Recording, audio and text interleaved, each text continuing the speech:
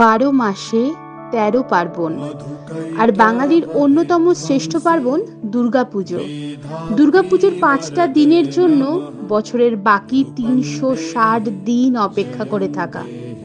আর অপেক্ষাতেই পথ চাওয়াতেই আনন্দ। প্রাক পুজোর প্রস্তুতি পর্বে চলে যায় বছরের অনেকটা সময়, তবু পুজো কিন্তু সেই হাতে গোনা 5টা দিন। আমাদের সে কারণে অপেক্ষাতেই আনন্দের প্রকৃত আস্বাদন লাভ করতে হয়। পুজোর আনন্দ উপলব্ধ হয় আগমনীর আবাহনে।